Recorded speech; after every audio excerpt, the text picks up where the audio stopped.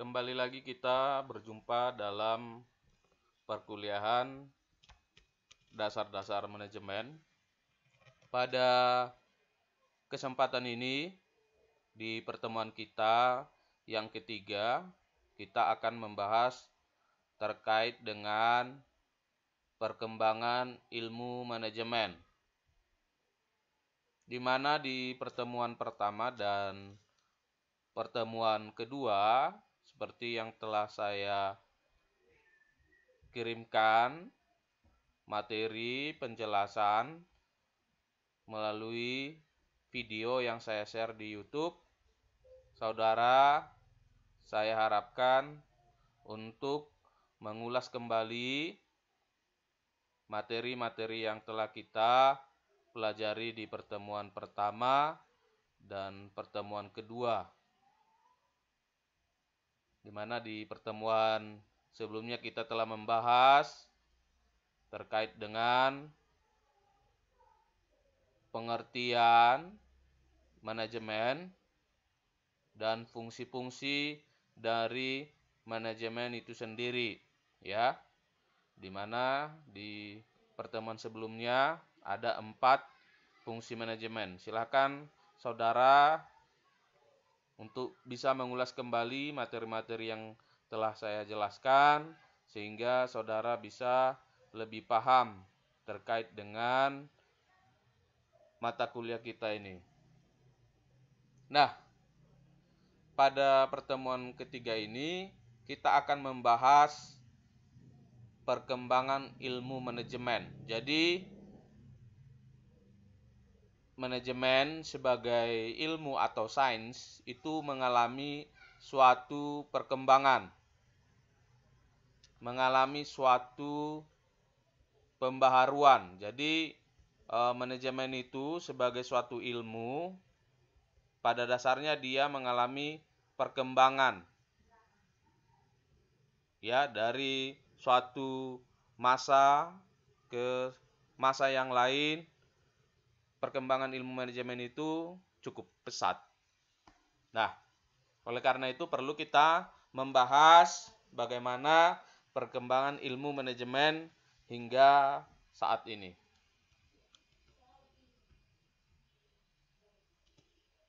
Nah, sebelum kita membahas lebih jauh terkait dengan perkembangan ilmu manajemen, kita harus memahami terlebih dahulu sejarah ilmu manajemen. Jadi di zaman dahulu, ya, atau pada masa lampau, ilmu manajemen itu sudah ada. Ya, ilmu manajemen itu sudah digunakan atau sudah diterapkan oleh orang-orang pada zaman dahulu. Nah, bagaimana caranya kita mengatakan bahwa ilmu manajemen itu sudah diterapkan pada masa lampau? Nah, ada beberapa bukti-bukti yang menyebutkan, ya, ada beberapa bukti-bukti yang bisa kita amati bahwa ilmu manajemen itu di masa lalu itu sudah digunakan oleh manusia.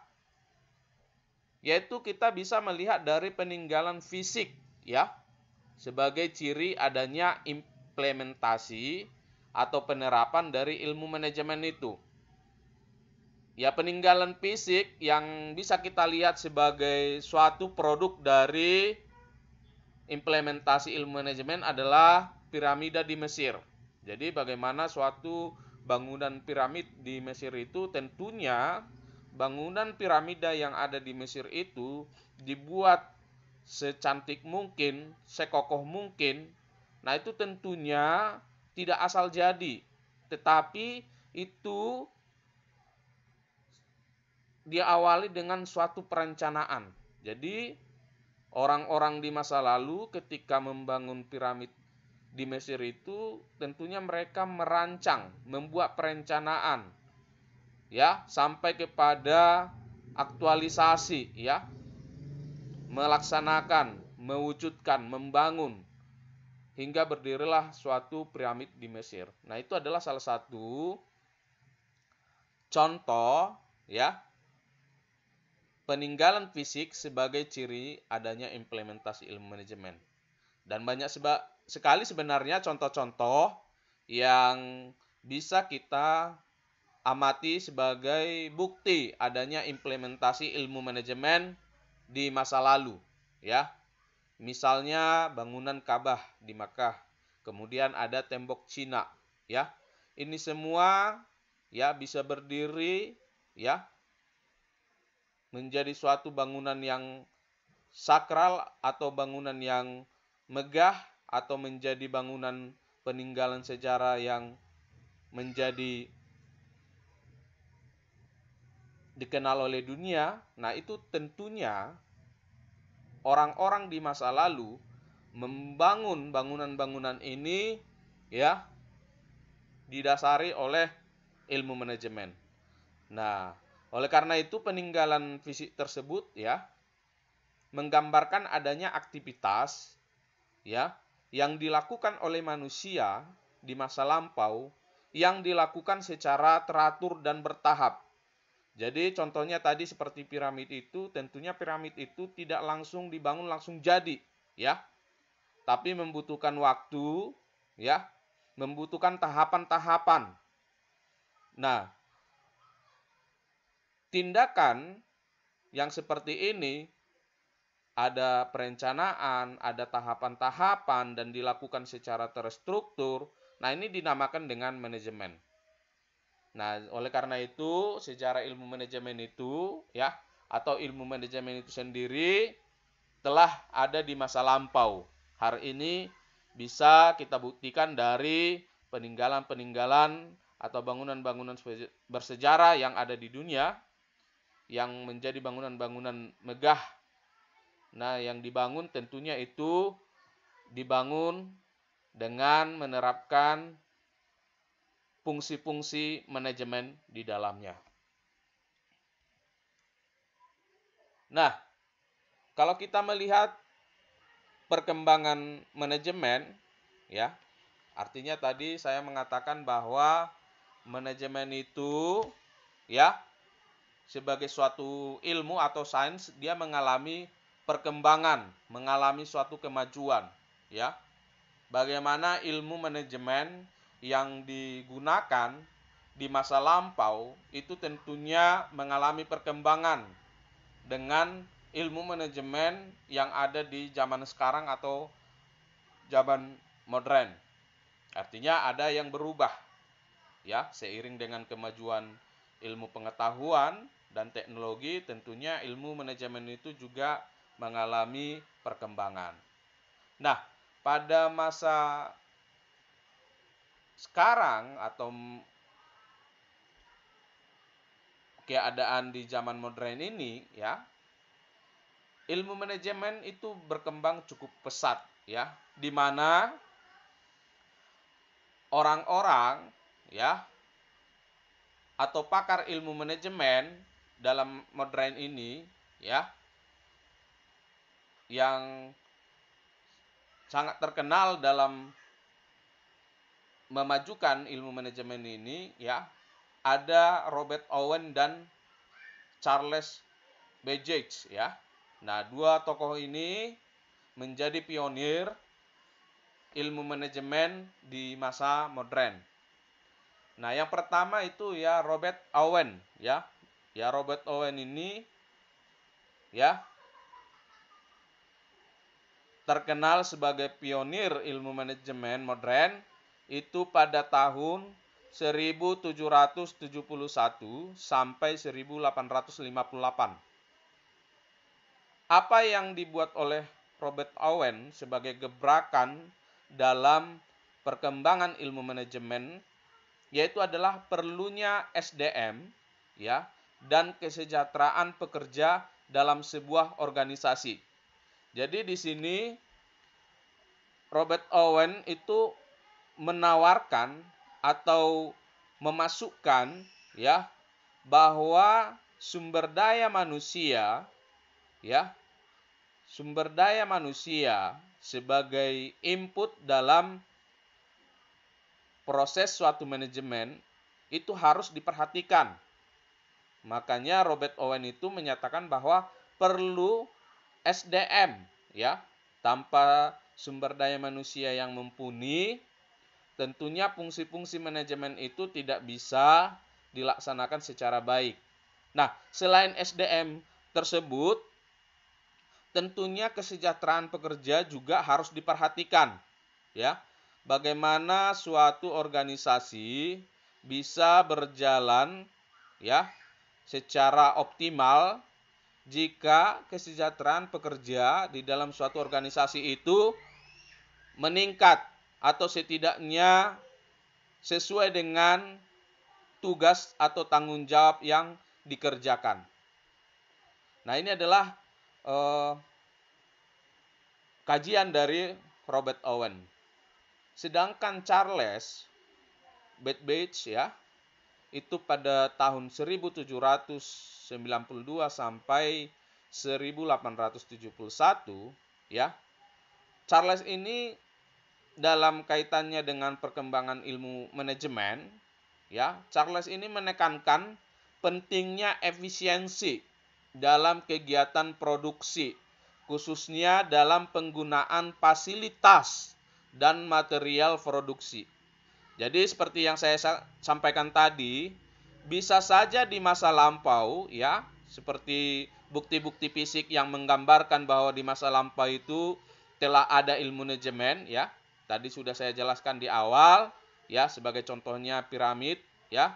Ada bangunan piramid di Mesir itu menandakan bahwa bangunan tersebut berdiri megah, tentunya itu karena didasari dengan perencanaan, ya, pengorganisasian, ya, pelaksanaan sampai pengawasan yang baik sehingga bangunan tersebut bisa berdiri. Nah, meskipun misalnya di masa lampau tersebut, ya, ilmu manajemen sudah diterapkan atau ilmu manajemen itu sudah digunakan oleh manusia di masa lampau, tetapi, ya, masalah terkait dengan SDM, kesejahteraan dari pekerja misalnya yang membangun piramid itu belum tentu diperhatikan secara baik oleh pimpinan organisasi misalnya, ya. Atau misalnya belum tentu diperhatikan, ya, keahlian-keahlian orang yang bekerja, ya, sesuai dengan bidang-bidang yang dikerjakan. Nah, atau misalnya di masa lampau tersebut, ya, ilmu manajemen itu sudah diterapkan, tetapi masalah efisiensi belum dilakukan dalam ilmu manajemen tersebut, atau dalam penerapannya, ya, efisiensi itu belum dilaksanakan, ya. Artinya ilmu manajemen sudah dilakukan, tetapi masalah efisiensi kegiatan produksi, ya, itu belum diperhatikan. Nah, inilah perbedaan antara ilmu manajemen di masa lampau dengan di masa sekarang, di mana seperti yang dijelaskan oleh Charles ini bahwa pentingnya efisiensi dalam kegiatan produksi, ya, bahwa manajemen itu, ya, ketika dilaksanakan suatu kegiatan, ya, kegiatan manajemen yang melibatkan fungsi-fungsi manajemen itu tentunya diharapkan, ya, fungsi-fungsi manajemen yang dilakukan tersebut bisa dilaksanakan secara efisien, ya, sehingga nanti akan berpengaruh kepada biaya produksi yang dibuat atau biaya produksi yang digunakan untuk memproduksi atau menghasilkan suatu target. Nah, oleh karena itu, ya, Charles ini menekankan pentingnya efisiensi, ya, khususnya penggunaan fasilitas dan material produksi, ya. Ya, bisa saja misalnya contoh, ya, contoh kita aplikasikan misalnya di dalam bidang peternakan kita misalnya. Ya, misalnya andaikan ada suatu perusahaan, ya, perusahaan ayam potong misalnya, ya, di mana perusahaan ayam potong ini, ya, perusahaannya skala besar misalnya, sudah ratusan ribu ekor yang dipelihara ayam di dalamnya. Tetapi ketika misalnya perusahaan itu menjalankan usahanya, ya, jika tidak di manajemen dengan baik, tentunya nanti biaya yang dihasilkan, ya, atau biaya yang dibutuhkan, misalnya untuk satu periode pemeliharaan dengan sejumlah, ya, dengan sejumlah ternak yang dipelihara itu bisa jadi besar, ya, atau lebih besar biaya daripada penerimaan atau pendapatan yang dihasilkan. Makanya banyak sekali perusahaan-perusahaan yang mengalami kerugian, ya. Kenapa mengalami kerugian? Tentunya biaya yang dikeluarkan, ya, dengan biaya atau penerimaan yang diterima itu tidak sebanding, ya. Nah, oleh karena itu dalam ilmu manajemen itu perlu diperhatikan efisiensi ini, ya. Bagaimana menggunakan fasilitas secara optimal, ya. Bagaimana memanfaatkan alat-alat yang dibutuhkan secara efisien. Nah, itu harus diperhatikan. Nah, inilah perkembangan ilmu manajemen di masa modern yang dikemukakan oleh Robert dan Charles. Nah, sedangkan pemikiran, ya, pemikiran terdahulu, ya, terkait ilmu manajemen, ya, itu bisa kita kelompokkan menjadi 3, ya, secara garis besar, ya. Bagaimana pemikiran, ya, pemikiran manusia terdahulu, ya, terkait dengan ilmu manajemen itu bisa kita kelompokkan menjadi 3 kelompok, ya. Atau dalam istilah lain 3 perspektif atau 3 sudut pandang, ya. Yang pertama, ya, kelompok pemikiran terdahulu yang pertama itu adalah perspektif atau sudut pandang manajemen klasik, ya. Ya, klasik ini bisa juga diartikan kuno, ya. Perspektif manajemen klasik atau sudut pandang manajemen klasik, ya. Nah, perspektif manajemen klasik ini, ya, kelompok yang berpandangan atau berpikiran terkait dengan manajemen klasik ini, ya, bisa dibagi menjadi 2 kelompok, ya. Yang pertama adalah kelompok manajemen ilmiah, ya, atau scientific, dan kelompok manajemen, ya,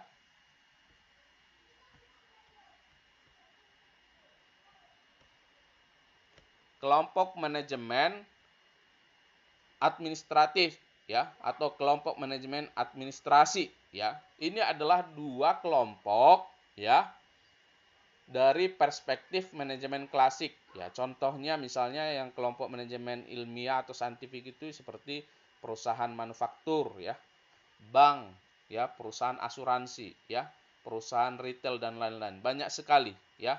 Nanti saudara bisa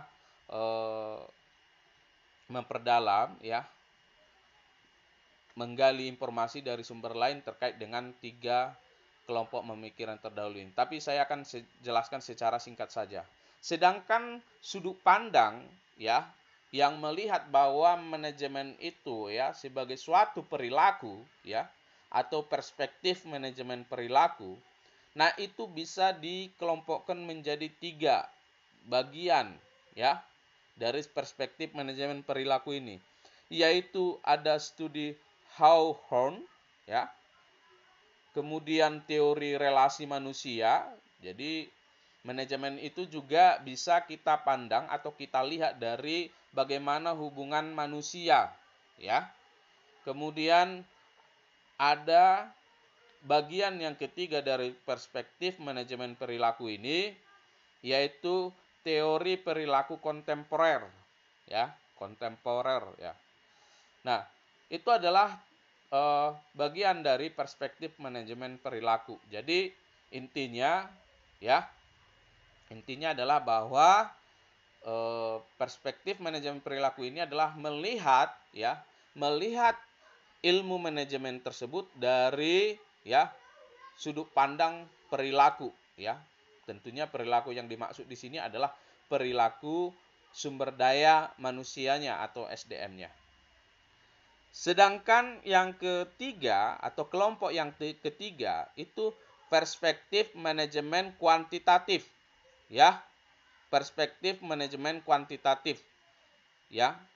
Perspektif atau pemikiran manajemen ya kuantitatif itu bisa dikelompokkan menjadi dua bagian, yaitu kelompok manajemen sains dan kelompok manajemen operasi, ya. Nah, inilah tiga kelompok pemikiran terdahulu ya terkait ilmu manajemen.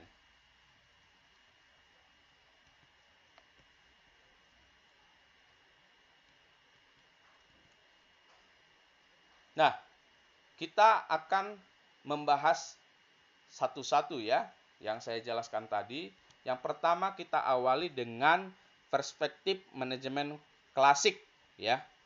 Nah, perspektif manajemen klasik ini adalah bagaimana sudut pandang ya atau pemikiran terkait manajemen di masa lampau ya. Jadi bagaimana pemikiran manusia terkait dengan manajemen itu pada masa lampau ya. Nah, tentunya di masa lampau dengan sekarang itu tentunya sudut pandangnya bisa berbeda ya.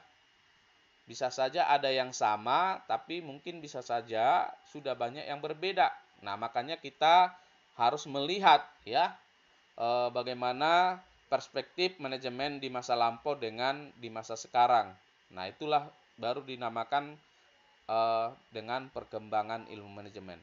Nah, pada perspektif manajemen klasik ini, yang pertama tadi ada kelompok manajemen ilmiah atau scientific ya. Banyak sekali ya sebenarnya kelompok manajemen ilmiah atau scientific ini ya. Nah, di sini yang paling terkenal ya pemikiran terkait dengan kelompok manajemen ilmiah atau scientific ini ya. Yang pertama itu adalah Frederick W. Taylor ya. Nah, Frederick W. Taylor ini pada tahun 1856 sampai 1915 ya mengemukakan time and motion studies ya atau Pacework Phase System atau 4 prinsip dasar manajemen ilmiah. Nah, inilah hasil kajian ya. Hasil kajian dari Frederick Taylor ya terkait dengan manajemen ilmiah atau scientific. Jadi ada 3 yang dikemukakan oleh Frederick W. Taylor ini. Sedangkan yang kedua ada Frank Gilbert. Nah, Frank Gilbert ini ya mengemukakan harus ada efisiensi dalam produksi. Ya. Kemudian ilmu psikologi industri juga diterapkan dalam ilmu manajemen, ya. Jadi tidak hanya berbicara terkait dengan fungsi-fungsi, tetapi ilmu psikologi juga harus ya berada dalam ilmu manajemen atau harus diterapkan dalam ilmu manajemen. Dan kemudian ada manajemen SDM. Nah, ini yang dikemukakan oleh Frank Gilbert. Sedangkan Henry Elgan ya mengemukakan 4 gagasan ya. 4 gagasan peningkatan manajemen Gantt chart ya. Jadi Henry ini punya gagasan atau mengemukakan ada 4 gagasan Henry ini terkait dengan peningkatan manajemen. Sedangkan yang keempat, kelompok manajemen ilmiah ini yaitu Harrington Emerson ya. Harrington Emerson ini ya mengemukakan ada 14 prinsip efisiensi. Jadi suatu manajemen itu agar bisa efisien ya kegiatan proses ya manajemen itu berjalan secara efisien ya itu dikemukakan oleh Harrington itu ada 14 prinsip ya. Ada 14 prinsip yang harus dilaksanakan atau dipatuhi ya. Nah, itu yang dikatakan oleh Harrington Emerson. Nah, sedangkan Yang kedua ya, perspektif manajemen administrasi ya. Dari perspektif manajemen klasik ini yang kedua kelompoknya adalah perspektif manajemen administrasi. Nah, yang pertama itu Henry Fayol ya. Henry Fayol ini seorang pakar manajemen ya. Dia mengemukakan ada 14 prinsip ya. Ada 14 prinsip Fayol dalam manajemen. Nah, sedangkan yang kedua ada Lyndall Urwig ya. Lyndall Urwig ini ya mengemukakan panduan manajemen. Jadi Lyndall Urwig ini menghasilkan suatu kajian ya, di mana kajiannya itu adalah sebuah panduan dalam suatu manajemen. Jadi panduan ini tentunya ya bisa digunakan oleh siapa saja ya untuk menerapkan fungsi-fungsi manajemen secara baik. Nah, itu yang dihasilkan oleh Lyndall Urwig. Sedangkan yang ketiga dari bagian perspektif manajemen administrasi ini adalah Max Weber ya. Max Weber ini menghasilkan suatu kajian ya yang mengemukakan birokrasi dalam organisasi. Jadi harus ada pengaturan birokrasi dalam suatu organisasi. Nah, ketiga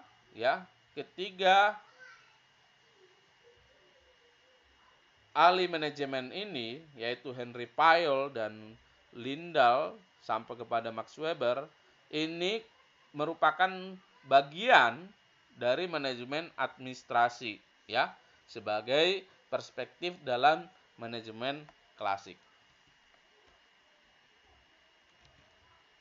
Nah, bisa kita contohkan ya salah satu contoh misalnya dari sistem Tyler ya. Nah, di mana tadi sistem Tyler itu merupakan bagian kelompok manajemen ilmiah atau saintifik ya.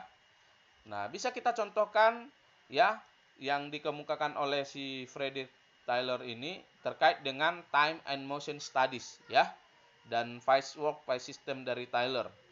Nah, bisa kita contohkan dalam suatu unit perusahaan. Contohnya misalnya pekerja A ya. Pekerja A itu punya kemampuan pekerjaan ya. Artinya setiap pekerja itu di dalam suatu perusahaan itu tentunya memiliki kemampuan yang berbeda-beda ya. Oleh karena itu, andaikan di dalam suatu perusahaan kita contohkan misalnya ada 3 pekerja ya, yaitu pekerja A, pekerja B dan pekerja C. Nah, menurut ya time motion studies dan vice work vice system yang dikemukakan oleh Tyler ini ya, berdasarkan tingkatan kemampuan dari pekerja ya, maka ya jumlah upah yang diterima oleh pekerja itu juga akan berbeda-beda ya. Hal ini sesuai dengan tingkat kemampuan masing-masing. Misalnya pekerja A. Pekerja A ini karena mampu mengerjakan 25 unit atau di atas standar, maka upah yang dia terima adalah 25 unit kali 2000. Jadi setiap perusahaan ya, misalnya sudah memberikan standar atau target umum yang harus dicapai oleh setiap pekerja ya. Jadi misalnya pekerja itu harus mengerjakan atau targetnya misalnya ya 21 atau 22 misalnya, kita contohkan di sini. Nah, di sini misalnya atau 24, contoh 24 seperti di sini ya, contoh ini. Nah, pekerja si A itu dia bisa melampaui dari 24 ya. Sehingga 25. Oleh karena itu, dia ya menerima upah 25 unit yang dia hasilkan dikali 2000, contohnya menjadi 50.000. Sedangkan pekerja si B ya, dia hanya bisa mengerjakan 20 unit. Artinya standar atau target yang ditetapkan oleh perusahaan itu dia tidak bisa penuhi ya. Dengan kata lain di bawah standar. Maka upah yang dia terima adalah 20 unit dikali 1750. hasilnya 35.000. Artinya dari pekerja A dan pekerja B ini bisa kita melihat ya, ada perbedaan upah ya yang mereka terima ya. Ada perbedaan upah yang mereka terima dan ada penetapan upah per unit ya atau harga upah per unit ya berbeda antara si A dan si B. Yang mana tadi si A karena di atas standar ya dikali dengan 2.000, sedangkan si B itu ya mengerjakan hanya 20 unit atau di bawah standar ya dikali dengan 1.750. Sedangkan pekerja C ya karena pekerjaannya sebanyak 24 unit atau sesuai dengan standar, jadi standarnya tadi 24, artinya memang sesuai dengan standar, maka upah yang dia terima ya 24 unit kali 2.000 ya. Hasilnya 48.000 ya.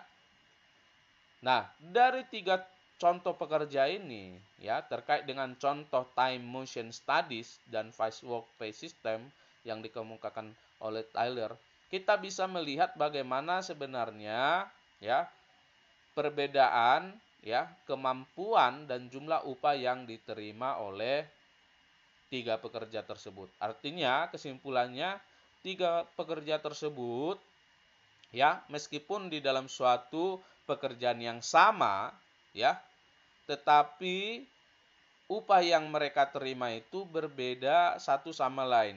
Hal ini didasarkan kepada kemampuan pekerjaan mereka di dalam suatu perusahaan tersebut. Oleh karena itu, upah yang mereka terima juga berbeda-beda. Nah, kondisi seperti ini, inilah yang dinamakan dengan time motion studies dan vice work pay system yang dikemukakan oleh Tyler tadi. Nah, oleh karena itu, ya, apa yang dikemukakan oleh Tyler ini ya sangat penting dalam ilmu manajemen, ya. Sehingga Tyler ini mengharuskan ada 4 prinsip, ya.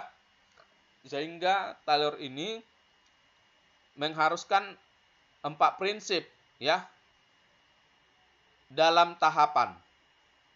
Nah, 4 prinsip Tyler dalam tahapan, ya. Yang pertama adalah merumuskan pendekatan dalam setiap jenis pekerjaan.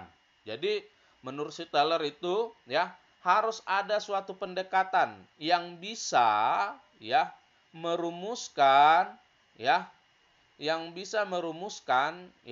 setiap pekerjaan, ya, pendekatan dalam setiap jenis pekerjaan. Jadi harus ada rumusan pendekatan dalam setiap jenis pekerjaan ya untuk menggantikan pendekatan yang lama yang sudah dianggap baku. Ya, misalnya suatu perusahaan punya rumusan misalnya rumusan baku ya untuk pendekatan dalam setiap jenis pekerjaan misalnya. Nah, itu tidak boleh misalnya digunakan ya dari masa ke masa ya atau bisa saja itu bisa digunakan tapi ada yang harus diperbaiki atau diperbaharui ya. Atau bahkan Taylor bilang di sini ya untuk menggantikan pendekatan lama ya yang sudah dianggap baku atau yang sudah dijadikan menjadi suatu ketentuan misalnya dalam perusahaan tersebut atau organisasi tersebut. Nah, sedangkan prinsip yang kedua adalah ya secara ilmiah dilakukan seleksi atas tenaga kerja ya dan pemberian pelatihan bagi tenaga kerja agar dapat menjalankan tugas sebagaimana dijelaskan dalam langkah pertama. Jadi ketika misalnya merekrut suatu karyawan atau tenaga kerja itu harus dilakukan melalui seleksi.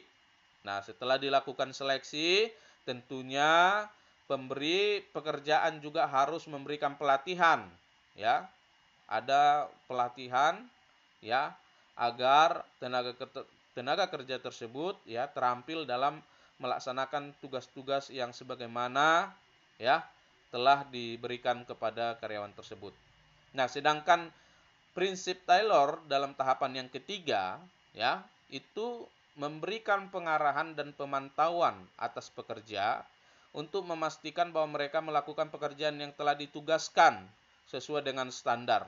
Jadi, ya, setelah mereka diseleksi dan dilatih dan mulai bekerja, ya, menurut prinsip Taylor itu tidak cukup, tetapi harus diarahkan, dipantau, ya, untuk memastikan bahwa mereka melakukan pekerjaan yang telah ditugaskan sesuai dengan standar, ya. Nah, jadi itu tahapan yang ketiga, ya, 4 prinsip Taylor dalam tahapan yang ketiga. Sedangkan prinsip Taylor dalam tahapan yang keempat yaitu adalah melanjutkan langkah-langkah pengerjaan sebagaimana yang telah dicapai pada langkah-langkah sebelumnya dengan menggunakan tenaga kerja yang mampu menyelesaikan pekerjaan sebagaimana mestinya. Jadi, setelah tadi dirumuskan suatu pendekatan, ya, pendekatan untuk jenis pekerjaan tertentu, ya, yang sesuai dengan masa sekarang, kemudian karyawan atau tenaga kerjanya diseleksi, dilatih, ya, kemudian dipantau, diarahkan, ya, sehingga mengerjakan atau melaksanakan tugas sesuai dengan standar sampai kepada, ya, bagaimana hal itu bisa dilakukan sepanjang waktu dan bisa ditingkatkan, ya, sehingga pekerjaan, ya, yang telah diberikan itu bisa dikerjakan sesuai dengan standar yang telah ditetapkan sebagaimana mestinya. Inilah 4 prinsip Taylor dalam tahapan. Nah, sedangkan gagasan Gann, ya, gagasan Gann dalam manajemen, ya, tadi kita sudah membahas di sini, ya, ada 4 gagasan Gann, ya. Ya, dari kelompok manajemen ilmiah atau saintifik ini ada Gann, ya. Ada 4 ya, ada 4 gagasan Gann dalam manajemen. Yang pertama adalah kerjasama yang saling menguntungkan antara tenaga kerja dan pimpinan. Jadi, menurut Gann, ya, dalam suatu proses manajemen, ya, pimpinan dengan tenaga kerja itu harus bekerja sama, ya, tidak boleh bekerja sendiri-sendiri, ya, atau misalnya bekerja tetapi hanya menguntungkan diri sendiri, tetapi harus saling menguntungkan, ya, antara tenaga kerja dan pimpinan. Kemudian gagasan Gann dalam manajemen juga yang kedua adalah seleksi ilmiah tenaga kerja atau karyawan. Ya, untuk menghasilkan suatu tenaga kerja yang mumpuni, yang terampil atau profesional tentunya harus dilakukan melalui seleksi ilmiah. Sedangkan yang ketiga, ya, gagasan Gann dalam manajemen itu adalah sistem insentif, ya, untuk merangsang produktivitas karyawan dan organisasi. Ya, Gann di sini menegaskan bahwa, ya, perlu ada pemberian insentif, ya, bagi tenaga kerja atau karyawan, ya, yang misalnya dia itu mampu bekerja melebihi atau melampaui standar yang ditetapkan. Nah, itu tentunya harus dihargai, ya. Nah, penghargaan itu ya diberikan lewat insentif sehingga orang-orang atau tenaga kerja yang bekerja tersebut memiliki motivasi atau semangat yang tinggi untuk meningkatkan produktivitasnya. Nah, sedangkan gagasan yang keempat yang dikemukakan oleh Gann dalam manajemen yaitu adalah penggunaan instruksi kerja yang terperinci. Jadi bagaimana suatu karyawan, bagaimana suatu tenaga kerja itu bisa bekerja secara terampil dan profesional atau bisa melaksanakan suatu pekerjaan dengan baik tentunya harus dilandasi dengan instruksi-instruksi yang terperinci yang diberikan oleh pimpinannya. Ya, jika suatu pimpinan misalnya tidak mampu memberikan instruksi secara jelas, ya, atau instruksi secara terperinci, ya, tentunya bisa saja nanti tenaga kerja tersebut yang melaksanakan apa, ya, yang diharapkan itu tidak sesuai yang diharapkan pimpinan, ya. Dengan kata lain, tenaga kerja tersebut tidak melaksanakan sesuai dengan, ya, instruksi yang lakukan, padahal misalnya instruksi itu yang kurang jelas, ya, kurang detail, sehingga ada pemaknaan yang berbeda dari karyawan tersebut. Nah, oleh karena itu perlu penerapan atau penggunaan instruksi kerja yang terperinci. Nah, Terkait tadi ini sudah saya jelaskan ya, 4 prinsip dalam Taylor ya. Ini sudah saya jelaskan. Selanjutnya ya, 12 prinsip efisiensi Emerson ya, di mana tadi Emerson kita lihat sebagai salah satu tokoh atau pakar manajemen ya dalam ya perspektif manajemen klasik, yaitu pada bagian kelompok manajemen ilmiah atau scientific. Nah, bagaimana Emerson itu mengungkapkan 12 prinsip efisiensi dalam manajemen ya, atau apa saja prinsip-prinsip efisiensi yang ditawarkan oleh Emerson terkait ilmu manajemen.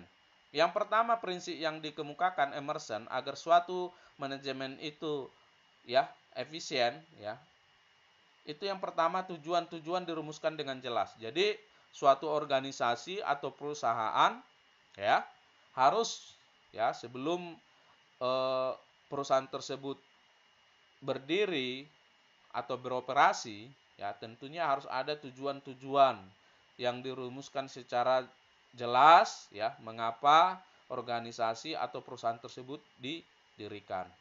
Nah, tanpa tujuan yang jelas tentunya ya bisa saja ya nanti tanpa ada tujuan yang jelas ya proses dari manajemen di dalam organisasi itu nanti bisa jadi nanti tidak efisien ya, atau biaya yang dikeluarkan itu menjadi mahal karena tidak ada tujuan yang jelas yang ditetapkan ya untuk dicapai. Kemudian prinsip yang kedua adalah kegiatan yang dilakukan harus masuk akal dan realistis ya. Jadi suatu kegiatan manajemen itu bisa dilaksanakan secara efisien jika kegiatan yang dilakukan itu masuk akal, realistis. Masuk akal dan realistis maksudnya di sini adalah ya realistis untuk bisa dicapai. Ya, jangan sampai kita membuat suatu kegiatan tapi kegiatan tersebut tidak bisa dilaksanakan. Ya, atau kegiatan tersebut itu tidak masuk akal untuk dilakukan. Nah, itu tentunya nanti akan berpengaruh kepada masalah efisiensi. Yang ketiga, adanya staf yang memiliki kualifikasi yang tepat. Jadi ada staf yang memiliki kualifikasi sesuai dengan pekerjaan yang diperuntukkan kepadanya. Ya, jangan sampai ada suatu staf ya ditempatkan pada suatu unit ya yang dia tidak sesuai dengan kualifikasi. Nah, itu nanti staf tersebut nanti akan kewalahan atau dengan kata lain ya dia tidak mampu melaksanakan pekerjaannya. Nah, ini akan berpengaruh juga kepada efisiensi. Sedangkan yang keempat, adanya kedisiplinan ya. Ya, kedisiplinan ini perlu ya. Kedisiplinan waktu ya. Kedisiplinan waktu juga berpengaruh kepada efisiensi nantinya. Sedangkan yang kelima, diberlakukannya pemberian kompensasi yang adil ya. Jadi ada kompensasi yang adil bagi setiap karyawan ya. Sesuai dengan ya kompensasi yang diterima dengan apa yang dia alami atau keadaannya misalnya.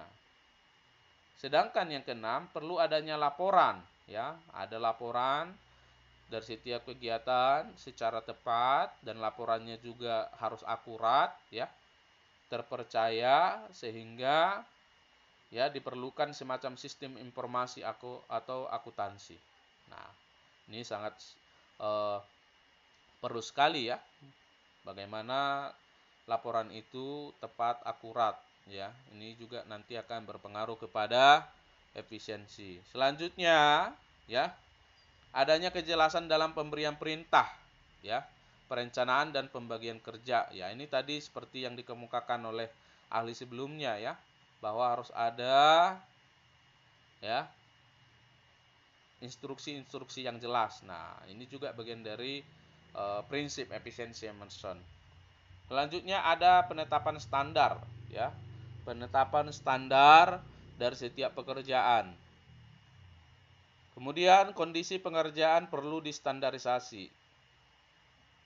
Sedangkan yang ke-10 itu kegiatan operasional harus juga distandarisasikan. Ya. Jadi memang seluruh pekerjaan ya apakah itu kondisi pekerjaan atau kegiatan operasional, itu harus punya standar yang jelas. Sehingga dengan adanya standar yang jelas, nah kita bisa membuat suatu kesimpulan apakah kegiatan operasional itu efisien atau tidak efisien. Ya. Kalau tidak ada standar yang jelas, tentunya kita akan sulit membuat suatu kesimpulan, ya. Kemudian yang ke-11, ya, prinsip efisiensi dari Emerson ini adalah instruksi-instruksi praktis, ya. Nah, jadi instruksi itu juga tidak hanya instruksi yang jelas, tapi yang praktis, bagaimana agar karyawan atau tenaga kerja itu mudah melaksanakan, ya. Jangan sampai misalnya suatu organisasi atau perusahaan tersebut membuat instruksi-instruksi yang rumit, ya, susah untuk dipahami oleh tenaga kerja. Nah, ini akan berpengaruh juga nantinya kepada inefisiensi, ya. Sedangkan yang ke-12, ya, prinsip efisiensi Emerson ini adalah sebagai kompensasi atas efisiensi perlu dibuat rencana pemberian insentif. Jadi bila mana suatu tenaga kerja atau suatu kelompok kerja, ya, mampu menciptakan, ya, efisiensi di dalam suatu organisasi atau perusahaan, tentunya itu bukan keberhasilan suatu orang, ya, keberhasilan seseorang, tetapi itu adalah keberhasilan dari kelompok kerja. Oleh karena itu perlu dibuat rencana pemberian insentif oleh perusahaan atau organisasi. Nah, inilah 12 prinsip efisiensi Emerson. Nah, sedangkan 14 prinsip Fayol dalam manajemen, ya, hampir sama sebenarnya, ya, dengan apa yang dikemukakan oleh Emerson ini, ya, saling terkait sebenarnya, cuman ada beberapa yang berbeda, ya. Menurut Fayol ini, ya, harus ada pembagian kerja, ya, sama juga dengan yang dikemukakan oleh Emerson, ya, bahwa Fayol menekankan perlu ada pembagian kerja, ya, ada spesialisasi, ya. Jadi kalau seseorang itu bekerja sesuai dengan spesialisasinya, sesuai dengan keahliannya, ya, tentunya itu akan meningkatkan efisiensi. Kemudian yang kedua, prinsip yang kedua menurut Fayol itu wewenang, ya, yaitu adanya hak untuk memberi perintah dan dipatuhi. Jadi setiap unit-unit di dalam suatu perusahaan itu harus ada ini pembuatan wewenang yang jelas, ya, sehingga, ya, seorang pimpinan, ya, berhak untuk memberikan perintah dan harus dipatuhi kepada bawahannya. Nah, tanpa adanya kejelasan wewenang, ya, seorang pimpinan itu akan sulit untuk memberi perintah, ya, atau bisa jadi nanti tidak akan dipatuhi karena tidak ada wewenang yang jelas, ya, yang diatur oleh perusahaan untuk terkait dengan wewenang dari pimpinan. Makanya wewenang itu, ya, harus jelas dibuat di dalam suatu organisasi. Kemudian yang ketiga, prinsip Fayol dalam manajemen itu disiplin, ya. Sama saja tadi yang dikemukakan oleh Emerson, ya. Harus ada disiplin, ya. Harus ada respect dan ketaatan pada peranan-peranan dan tujuan organisasi. Sedangkan keempat adalah kesatuan perintah, ya. Bahwa setiap pekerja hanya menerima instruksi tentang kegiatan tertentu dari hanya seorang atasan. Jadi jangan sampai perintah yang diterima oleh setiap karyawan itu berbeda-beda, ya. Tetapi, ya, perintah itu harus memiliki kesatuan, ya. Sehingga pekerja-pekerja, ya, atau karyawan hanya menerima instruksi, ya, tentang kegiatan tertentu dan oleh hanya seorang atasan, ya. Makanya tadi saya katakan ada pembagian kerja, ya. Atasan-atasan juga, ya, pimpinan-pimpinan juga memiliki batasan-batasan sesuai dengan bidang-bidang mereka, ya. Kita sudah mempelajari di pertemuan kedua, ya, di minggu lalu kita sudah mempelajari, ya, ada manajemen tingkat puncak, ya, manajemen sedang, ya, sama manajemen tingkat bawah, sama, ya, non supervisi itu sudah kita bahas. Nah, itu membuktikan ada pembagian kerja yang jelas. Sedangkan yang kelima, kesatuan pengarahan, ya. Yang keenam itu meletakkan kepentingan perseorangan di bawah kepentingan umum, ya. Jadi yang namanya kita di dalam suatu organisasi atau perusahaan, tentunya kepentingan yang harus kita capai atau kita ingin dapatkan adalah kepentingan perusahaan, ya. Jangan sampai kepentingan perseorangan ya lebih besar di bawah kepentingan organisasi, ya, atau kepentingan seorang karyawan itu lebih besar di bawah kepentingan umum dari seluruh ya elemen organisasi itu. Nah, itu tidak boleh, ya. Jadi harus mendahulukan kepentingan bersama daripada kepentingan pribadi. Nah, itu prinsip yang keenam dalam manajemen. Sedangkan yang ketujuh balas jasa, ya. Jadi seperti tadi, ya, setiap pekerja yang bekerja itu dihargai sesuai dengan kemampuan, ya, dari masing-masing pekerja.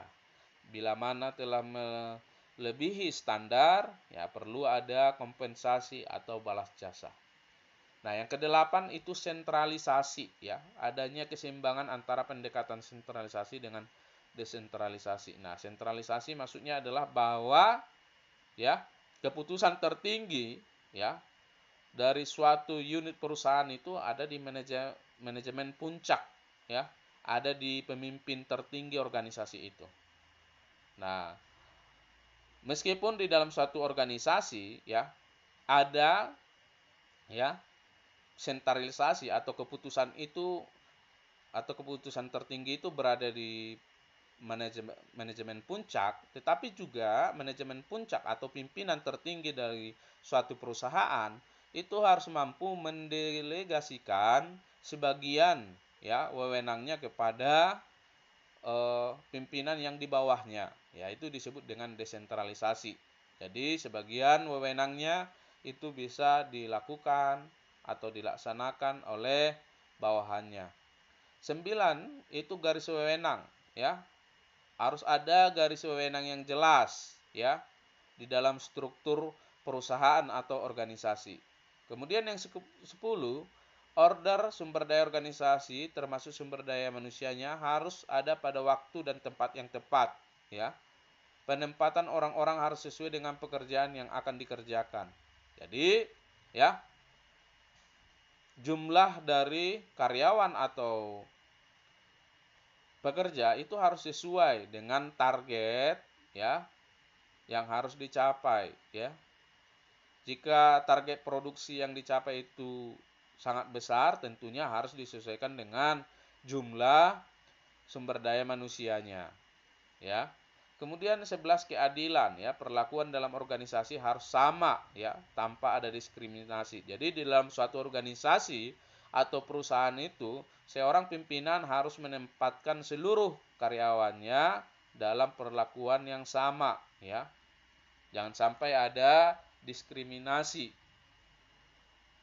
Nah, sedangkan yang ke-12 ya, prinsip dari Fayol ini terkait manajemen yaitu ada stabilitas staf dalam organisasi. Jadi, ya, stabilitas ini perlu ada ya dalam menjalankan organisasi.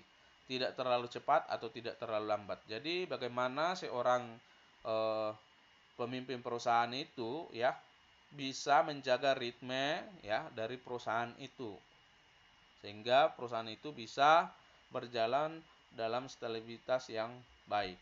Sedangkan yang ke-13 ya, inisiatif. Jadi ya, setiap pekerja itu harus diberikan kesempatan ya untuk mengembangkan dirinya dan diberikan kebebasan untuk merencanakan dan menjalankan tugasnya. Sedangkan yang ke-14 itu adalah esprit de corps, yaitu semangat korps ya. Prinsip ini menekankan bahwa pada dasarnya kesatuan adalah sebuah kekuatan. Ya, pelaksanaan operasional organisasi itu perlu memiliki kebanggaan, kesetiaan, dan rasa memiliki daripada anggota yang tercermin pada semangat korps atau kebersamaan. Ini artinya adalah bahwa suatu perusahaan itu ya harus memiliki tingkat soliditas yang tinggi, ya. Tanpa soliditas yang tinggi, ya, antar karyawan, antar pimpinan atau pimpinan dengan karyawan, itu efisiensi tidak akan dicapai dalam manajemen, ya. Tetapi prinsip dari suatu manajemen, ya, bagaimana agar perencanaan hingga keaktualisasi itu bisa dilaksanakan dengan baik, salah satunya prinsipnya yang dikemukakan oleh Payol adalah esprit de corps, atau dengan kata lain harus ada kebersamaan, harus ada soliditas di antara elemen-elemen yang ada dalam perusahaan atau organisasi tersebut. Nah, inilah 14 prinsip, ya, yang dikemukakan oleh Fayol dalam manajemen. Nah, apa kesimpulan mengenai perspektif manajemen klasik tersebut? Ya. Yang pertama, kontribusi manajemen klasik ini, ya, kontribusi bagaimana perkembangan ilmu manajemen di masa lalu, ya, di mana spesialisasi pekerjaan. Jadi di masa lalu, ya menurut pandangan atau perspektif manajemen klasik, ya, sudah ada spesialisasi pekerjaan. Kemudian yang kedua, studi mengenai masa dan beban kerja. Jadi sudah di masa lalu, ya, dalam ilmu manajemen itu sudah dilakukan. Sedangkan yang ketiga, metode ilmiah dalam manajemen. Jadi meskipun, ya manajemen klasik atau manajemen yang diterapkan di masa lalu, tapi di masa lalu itu juga mereka, ya, orang-orang yang menerapkan ilmu manajemen pada masa lalu itu juga sudah menggunakan metode ilmiah dalam manajemen, ya. Jadi mereka sudah menggunakan metode ilmiah. Sedangkan yang keempat, kontribusi manajemen klasik ini adalah dikenalnya fungsi-fungsi manajemen. Jadi di masa lampau, ya, ilmu manajemen itu sudah diterapkan, di masa lalu sudah diterapkan, dan sudah digunakan juga fungsi-fungsi manajemen, ya, mulai dari perencanaan hingga pengawasan. Nah, orang-orang di masa lampau dalam kaitannya implementasi manajemen itu sudah menggunakan fungsi-fungsi manajemen. Jadi fungsi-fungsi manajemen yang kita gunakan pada saat ini, di masa saat ini, itu berasal dari, ya, atau sudah dilakukan oleh manusia-manusia di masa lampau dalam kaitannya implementasi manajemen. Sedangkan yang kelima itu prosedur dan birokrasi. Jadi orang-orang, ya, yang menerapkan ilmu manajemen atau mengimplementasikan ilmu manajemen di masa lampau juga sudah, ya, menggunakan prosedur dan birokrasi. Oleh karena itu, ya, hal-hal yang telah dilakukan oleh orang-orang di masa lampau terkait implementasi manajemen, nah itu juga masih digunakan, ya, hal-hal ini masih digunakan di masa sekarang. Oleh karena itu kontribusi manajemen klasik, ya, di masa sekarang, ya, sangat besar dalam kaitannya dengan perkembangan ilmu manajemen.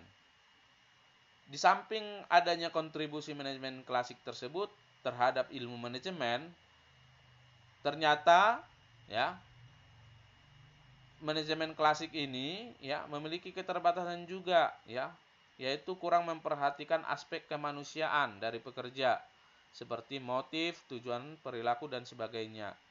Jadi meskipun tadi misalnya ilmu manajemen di masa lampau itu sudah melakukan spesialisasi pekerjaan, studi mengenai masa dan beban kerja, sampai kepada prosedur dan birokrasi, tetapi belum memperhatikan aspek kemanusiaannya. Nah, ini menjadi keterbatasan atau kekurangan, ya, ilmu manajemen klasik, ya, atau ilmu manajemen di masa lampau.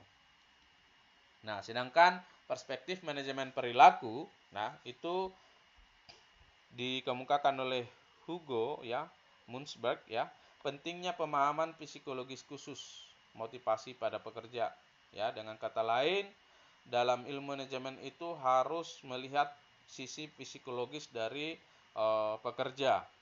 Kemudian studi Hawthorne, ya, atau Elton Mayo, dia mengemukakan teori perhatian, ya, bahwa pekerja akan lebih produktif jika merasa diperhatikan.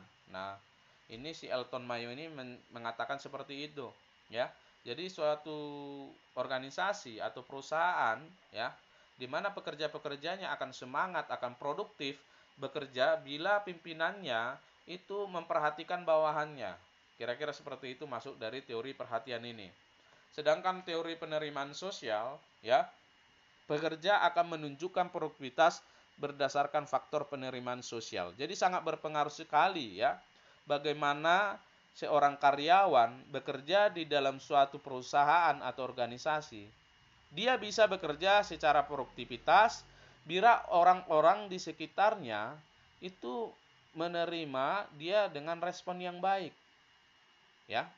Jadi jika suatu perusahaan atau seseorang masuk ke suatu perusahaan, ya, tetapi orang-orang di sekelilingnya atau teman-teman pekerja yang ada di dalam perusahaan tersebut kurang menerima atau responnya tidak baik terhadap pekerja tersebut, maka pekerja tersebut, ya, tidak akan menunjukkan produktivitas yang tinggi dalam bekerja karena sudah mengalami masalah namanya kondisi sosial atau lingkungannya tidak sesuai, ya. Sedangkan yang ketiga, ya, bagaimana sudut pandang bahwa manajemen itu tidak hanya berbicara terkait dengan spesialisasi tadi, tetapi manajemen itu harus dilihat dari sisi perilaku dari orang bekerjanya. Makanya ada teori relasi manusia, ya, bagaimana melihat hubungan antara manusia. Nah, ini Abraham Maslow, ya, mengemukakan ada hierarki kebutuhan dari Abraham Maslow, ya. Kemudian ada teori X dan Y dari Douglas, MC, dan Gregor. Nah, ini semua, ya, seperti yang dikemukakan oleh Abraham Maslow ini, ya, bahwa ada tingkatan-tingkatan kebutuhan manusia, ya. Mulai kebutuhan yang paling rendah misalnya untuk kebutuhan pakaian, pangan, sampai kepada kebutuhan tertinggi. Nanti silakan saudara bisa mencari, ya, memperdalam hierarki kebutuhan ini, ya. Silakan nanti di searching dari Google, ya, banyak sekali ini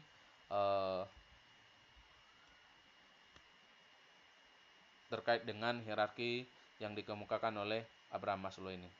Sedangkan teori perilaku kontemporer, ya, itu mengemukakan bahwa perhatian pada perilaku pekerja yang disebabkan oleh faktor psikologis, ya, sosiologis, antropologis, dan lain sebagainya, ya.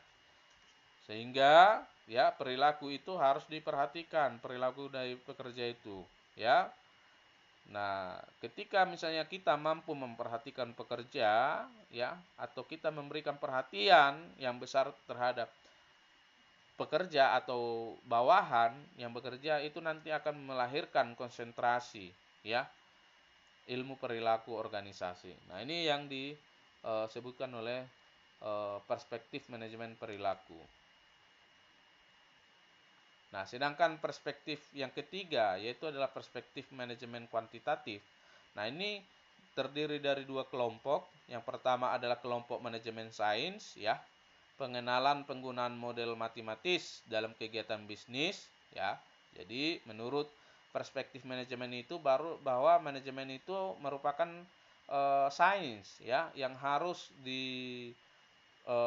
gali atau dikaji melalui model matematis. Nah, ini yang dimaksud dengan kelompok manajemen sains, ya. Sedangkan kelompok manajemen operasi, nah, ini kelompok lanjutan dari kelompok manajemen sains tadi, ya. Nah, adanya fokus pada pendekatan kuantitatif untuk meningkatkan efisiensi. Jadi, ya, dikenalnya pendekatan analisa break-even, ya. Ada Queening Theory. Jadi, ini pada prinsipnya, ya, perspektif manajemen kuantitatif ini, ya, bersudut pandang atau memiliki pemikiran bahwa manajemen itu, ya, adalah sains. Artinya manajemen itu bisa dihitung, bisa dikalkulasikan, atau bisa misalnya ditentukan jumlahnya, ya, atau misalnya manajemen itu bisa dilakukan menjadi suatu pendekatan yang dapat dihitung. Kira-kira seperti itu maksud dari perspektif manajemen kuantitatif ini.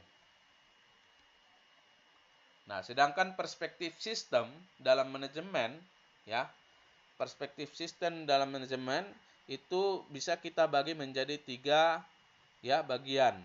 Yang pertama, input dari lingkungan, ya. Nah, apa input dari lingkungan ya? Bagaimana suatu sistem dalam manajemen itu bisa berjalan secara baik ya? Itu dimulai dari input dari lingkungan. Nah, input dari lingkungan ini misalnya bahan baku ya. Ya, misalnya suatu perusahaan tentunya membutuhkan suatu bahan baku ya. Untuk menghasilkan suatu barang, suatu jasa, ya, suatu organisasi atau perusahaan tentunya membutuhkan bahan baku. Nah, kemudian harus ada SDM, ya, harus ada tenaga kerja, kemudian harus ada informasi, dan kemudian harus ada uang sebagai modal atau sebagai bagian dari kegiatan operasional nantinya, ya. Tanpa uang tentunya suatu perusahaan ya tidak bisa berjalan, ya, karena membutuhkan uang dalam kegiatan operasional.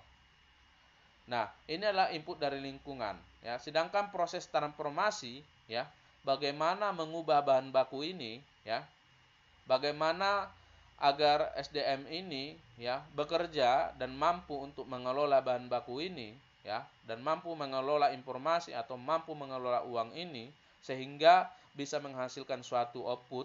Tentunya itu harus ada proses, ya, yaitu proses transformasi, ya. Bagaimana mengubah bahan baku ini menjadi suatu barang, ya. Bagaimana agar SDM ini bisa menjadi tenaga kerja yang profesional, ya. Bagaimana agar modal atau uang yang digunakan ya dalam kegiatan perusahaan tersebut, ya, modal tersebut bisa memberikan keuntungan, ya. Nah, oleh karena itu butuh proses transformasi, ya. Untuk menciptakan hal tersebut harus ada sistem operasi, ya, harus ada sistem administrasi, ada teknologi dan ada sistem kontrol, ya.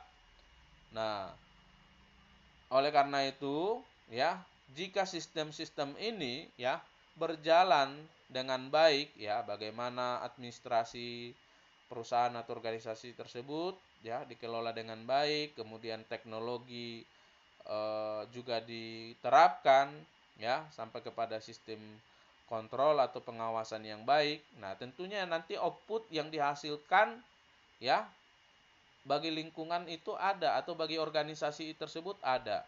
Misalnya bahan baku tersebut berhasil menjadi diolah atau diproduksi menjadi barang atau jasa yang bisa dijual ya, yang bisa dipasarkan ya, melebihi harga bahan baku atau misalnya menjadi barang ya yang lebih bermanfaat.